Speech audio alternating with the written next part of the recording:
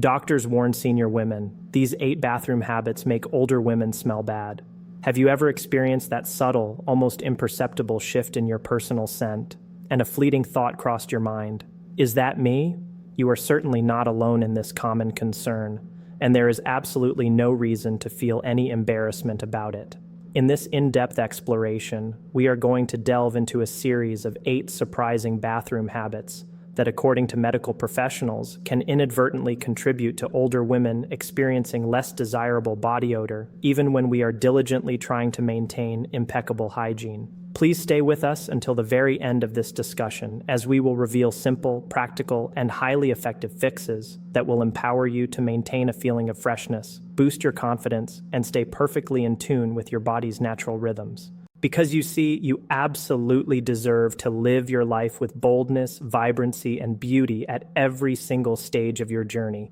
Before we embark on this informative exploration, your support is deeply appreciated. If you find the content of this video to be valuable and helpful, your like can significantly aid in our mission to continue spreading these important lessons about aging gracefully and maintaining well-being. If you have not yet subscribed to our channel, we strongly encourage you to do so. And please remember to activate the notification bell. This ensures that you will not miss out on any of our future video releases, which are designed to provide you with ongoing wisdom and practical advice. To help us gauge your engagement and improve our future content, if you genuinely enjoyed this video and found it beneficial, please express your appreciation by commenting with the number 1. Conversely, if for any reason this video did not meet your expectations, please comment with the number 0. This feedback is invaluable to us, allowing us to refine our approach and deliver even better content for you. Now, without further delay, let us commence our journey into these essential insights. The first habit is the overzealous use of soap in intimate areas. Ladies, allow me to share a personal revelation, a moment of truth that fundamentally reshaped my understanding and approach to personal hygiene. In my younger years, I approached my daily shower with the fervor of a dedicated cleaning specialist, meticulously lathering every single inch of my body with heavily perfumed soaps and luxurious body washes. I was particularly meticulous about my intimate areas, scrubbing with an intensity that I believed would surely earn me a gold star for unparalleled cleanliness. My underlying belief was quite simple and I thought logical. More soap equated to enhanced freshness. The enticing array of floral-scented feminine hygiene products that lined the shelves of drugstores only served to reinforce this deeply ingrained mindset. However, here lies the surprising twist. For years, no one, not my mother, not my closest confidants, and certainly not my doctor until many years later, ever informed me that this aggressive cleansing regimen was in fact doing more harm than good. The fundamental truth is that our intimate areas are remarkably sophisticated systems, finely tuned for self-regulation. The vaginal ecosystem is intrinsically designed to maintain a delicate equilibrium, a precise balance of beneficial bacteria, and a specific pH level, typically residing between 3.8 and 4.5. This carefully calibrated environment is crucial for warding off infections and ensuring overall health and natural odor control. This natural system operates much like a perfectly orchestrated symphony, with each component playing its vital role in maintaining perfect harmony. Yet, when we introduce harsh soaps, fragranced body washes, or even those products marketed as gentle feminine hygiene solutions, we are essentially introducing chaos into this intricate system. These products, often laden with an array of chemicals, potent fragrances, and alcohol, have the detrimental effect of stripping away the beneficial bacteria and disrupting the natural acidity. This disruption creates an environment where harmful bacteria or yeast can proliferate with ease. The inevitable consequence: the emergence of unpleasant odors, irritating sensations, or even infections, such as bacterial vaginosis or yeast infections. These issues arise not because of a lack of cleanliness, but precisely because we have overcleaned and irrevocably upset the delicate internal balance. I learned this lesson through personal experience, enduring years of recurring discomfort and frustration, constantly questioning why my earnest efforts to maintain freshness seemed to backfire so dramatically. A candid and eye-opening conversation with my gynecologist finally provided me with the clarity I desperately needed. It is essential to understand that the vagina is inherently self-cleaning. It does not require internal scrubbing or harsh cleansing agents. The inner vaginal canal naturally produces mucus, which serves the vital function of flushing out dead cells and bacteria, thereby maintaining internal balance. For the external areas commonly known as the vulva, the use of warm water is typically sufficient for adequate cleansing. If you feel the need for a cleansing product, it is paramount to opt for a fragrance-free, pH-balanced formula specifically designed for intimate areas and to use it sparingly, applying it only to the external skin, never internally. Products such as wipes, sprays, or douches might offer a fleeting sensation of freshness, but they frequently contain irritants that can lead to dryness, persistent itching, or even more significant discomfort. My most sincere advice is to trust in your body's innate natural processes. The less you interfere with its inherent rhythm and balance, the healthier and fresher you will ultimately feel. Should you notice a persistent odor or experience discomfort, resist the urge to resort to more aggressive soap use. Instead, consult a qualified healthcare provider to rule out any underlying medical issues. Your body possesses a remarkable inherent wisdom. Therefore, allow it to perform its natural functions effectively. The second habit is the neglected chore of washing towels. Now let us turn our attention to an area of our hygiene routines that often escapes our conscious thought: our bath towels. If I were to ask you right now, when was the last time you washed your bath towel, would you find yourself pausing to reflect? I will candidly admit that I was once quite guilty of allowing my towel to hang in the bathroom for an extended period. My reasoning was rather simplistic. I am clean when I emerge from the shower, so logically, the towel should remain clean as well. Correct. Oh, how profoundly mistaken I was. It was only when I began to notice a faint, musty odor lingering on my skin, even after what I considered a thorough shower, that I finally recognized the detrimental impact my towel was having on my hygiene efforts. Let us delve into the science behind this phenomenon. Bath towels, by their very nature, are highly absorbent and act as magnets for moisture. Bacteria and fungi flourish in damp, warm environments, creating an ideal breeding ground for microbial growth. Every single time you dry yourself and then hang your towel in a steamy bathroom, particularly one that lacks adequate ventilation, you are inadvertently creating a microenvironment conducive to the proliferation of germs. These opportunistic microbes can include common skin bacteria, various types of mold, or even mildew. These not only contribute to that unpleasant towel odor, but can also be transferred back onto your freshly cleaned skin, thereby compromising your hygiene efforts. For someone like me who in the past would reuse the same towel for an entire week in the name of perceived efficiency and water conservation, this realization was a significant wake-up call. I genuinely believed I was acting in an environmentally conscious manner, but I was quite unknowingly jeopardizing my skin's health. Dermatologists universally recommend washing bath towels after every 3 to 4 uses to effectively keep bacteria at bay. If you reside in a region with a consistently humid climate, or if your bathroom suffers from poor air circulation, such as lacking windows or possessing a weak exhaust fan, you may need to wash them even more frequently, perhaps after every 2 uses. To simplify this necessary task, consider adopting a systematic towel rotation strategy.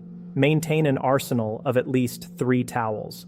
One towel should be the one you are currently using. A second towel should be the one that is air drying after being washed, and the third towel should be a clean, fresh one ready for immediate use. This method ensures that you are never left to use a damp, germ-laden towel. Another highly effective tip is to ensure that your towel dries completely between uses. Spread it out fully on a towel rack rather than bunching it up.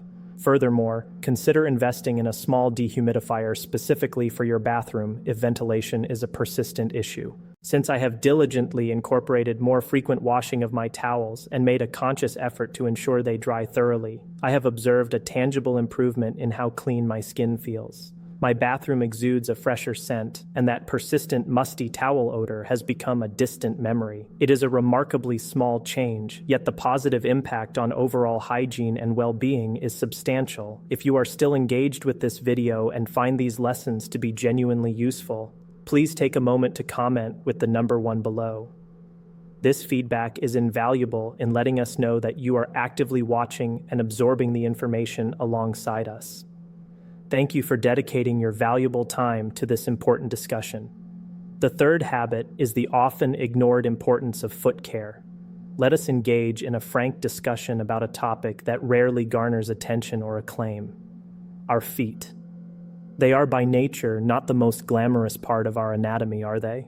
We tend to accord them the absolute minimum of care and attention, especially when they are concealed within socks and shoes for the entirety of the day. I must confess, for a significant portion of my life, I was the undisputed queen of neglecting my feet. My shower routine was remarkably basic. It consisted of allowing the water to cascade over them, perhaps a cursory swipe with a soapy washcloth, and then considering the task complete. I never bothered with thorough scrubbing or crucially drying between my toes, under the misguided assumption that my feet were perfectly fine as long as they were not visibly dirty. However, as I progressed through the years and entered different stages of my life, I began to notice a distinct and undeniable problem: a sour, unpleasant odor emanating from my shoes. Even on days when I had not engaged in any particularly strenuous activity or experienced excessive sweating. This was not only embarrassing but also deeply perplexing, as I could not fathom the source of this persistent issue. The underlying cause of this problem lies in the natural changes that our skin undergoes as we age. Younger skin possesses a more efficient mechanism for shedding dead skin cells, but as we mature, this cellular turnover process naturally slows down. Consequently, dead skin cells can accumulate on our feet, particularly in areas such as the heels and crucially between the toes. This accumulation creates an ideal environment, a veritable feast for odor-causing bacteria to thrive.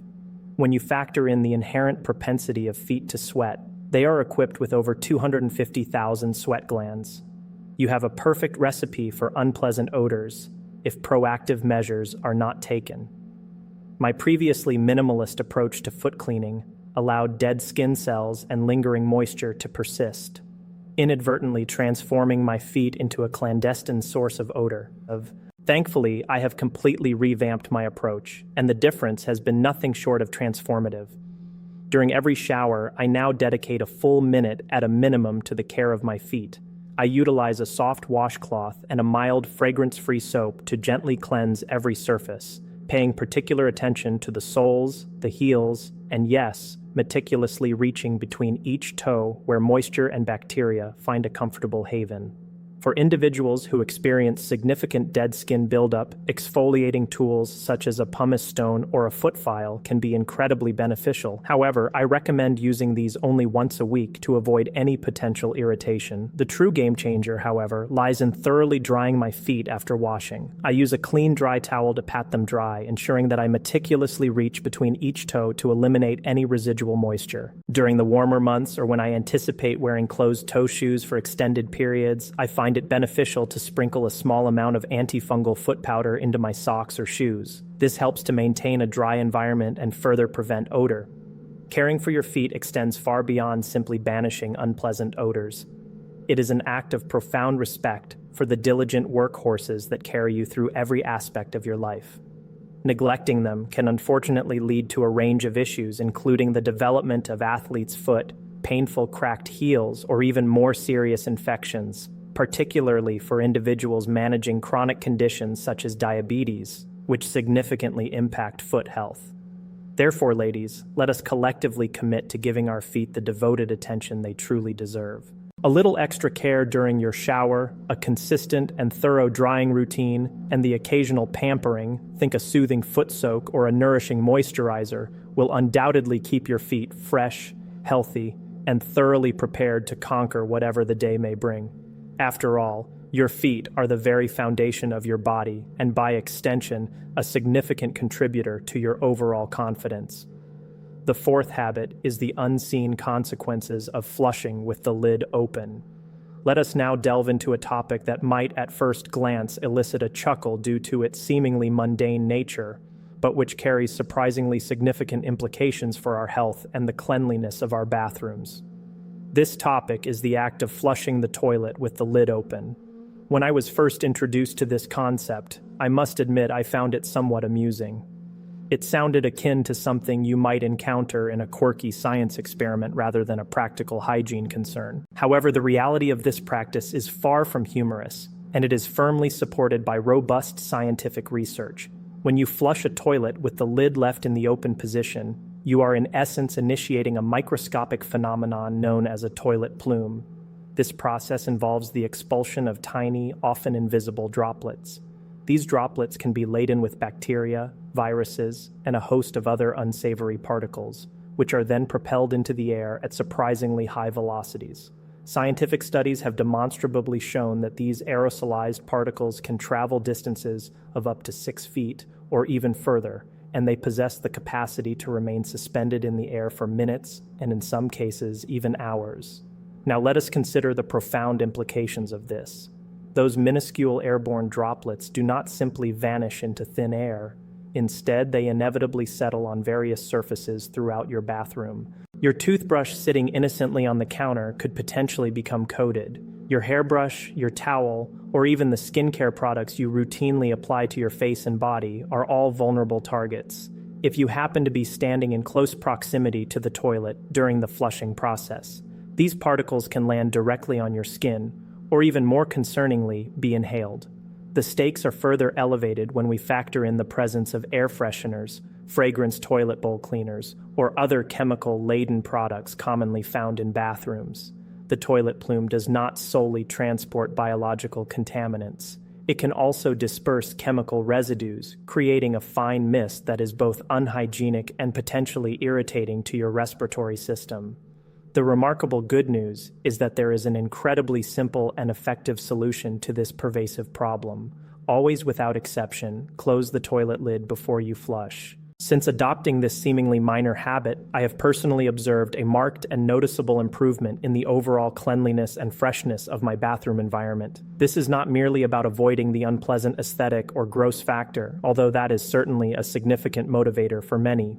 Closing the lid demonstrably reduces the dispersal of bacteria and those subtle, often unnoticed odors that can accumulate over time, even within what appears to be a meticulously clean bathroom.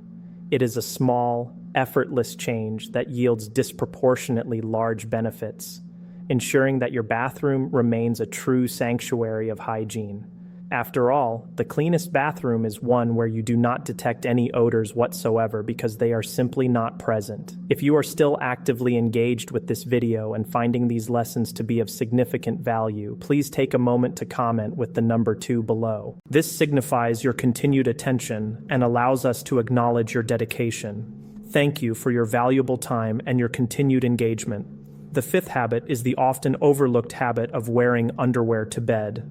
Let us now address a habit that, if we are being honest with ourselves, many of us have likely indulged in at some point, myself included. Envision this scenario. You are unwinding for the evening, comfortably slipping into your favorite pair of cozy pajamas and preparing to climb into bed. In that moment of transition, you might pause and consider, do I really need to change my underwear? I've just been lounging around the house. I haven't exactly been running a marathon. It is undeniably tempting to simply continue wearing the same pair of underwear you have had on all day, especially if they feel particularly comfortable. However, here lies a crucial truth. This seemingly innocuous choice could be undermining your personal hygiene and comfort, particularly as we advance in age. Throughout the course of the day, our bodies naturally produce sweat, oils, and moisture. Even when we are not engaged in strenuous physical activity, these bodily excretions, along with shed skin cells and naturally occurring bacteria, inevitably accumulate in our underwear. When you elect to wear the same pair of underwear to bed, you are effectively trapping all of these elements against your skin for several hours within a warm enclosed environment. This creates prime real estate for odor-causing bacteria to proliferate with remarkable ease. This issue is particularly exacerbated if your underwear is constructed from synthetic materials such as nylon, polyester, or spandex. As these fabrics are generally less breathable than natural fibers like cotton over time, this persistent trapping of moisture and bacteria can lead to skin irritation, increased moisture retention in sensitive areas, and regrettably the development of unpleasant odors that can linger well into the morning. So, what precisely is the recommended solution to this common predicament? Medical professionals and dermatologists universally advise swapping out your daytime underwear for a fresh, clean pair before you go to sleep. Ideally, you should select underwear made from cotton or other breathable natural fibers.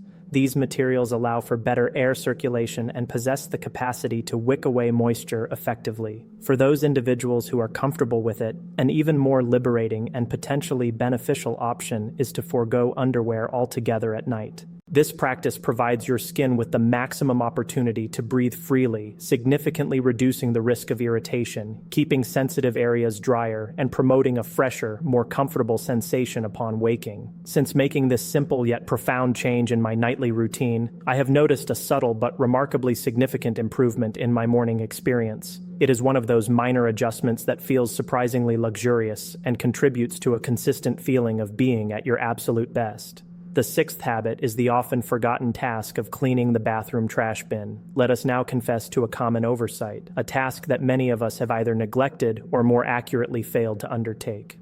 For an extended period of years, I remained blissfully unaware of the critical importance of maintaining the cleanliness of my bathroom trash bin.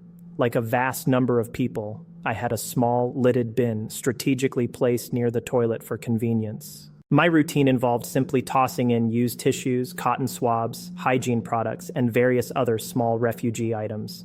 My approach was remarkably straightforward: empty it when it appeared full, and that was the extent of my involvement. It never once occurred to me that this unassuming receptacle could be a silent saboteur in my otherwise meticulously maintained bathroom. Herein lies the fundamental problem. Even a relatively small trash bin can transform into a potent breeding ground for odors and bacteria if it is not properly managed and cleaned on a regular basis. Every discarded item, whether it is a damp tissue, a used hygiene product, or even a seemingly innocuous cotton pad, contributes microscopic amounts of moisture and organic material to the bin's contents. Within the confines of a lidded bin, these elements become trapped, creating a warm, humid environment where bacteria and mold can flourish with alarming efficiency. Over time, this leads to the development of a faint but persistent musty or sour odor that can permeate your entire bathroom, irrespective of how diligently you clean the visible surfaces. I was genuinely taken aback to realize that my perception of a clean bathroom was being compromised by a subtle odor to which I had unfortunately grown accustomed. The root cause: I was not affording my trash bin the attention and care it so clearly deserved.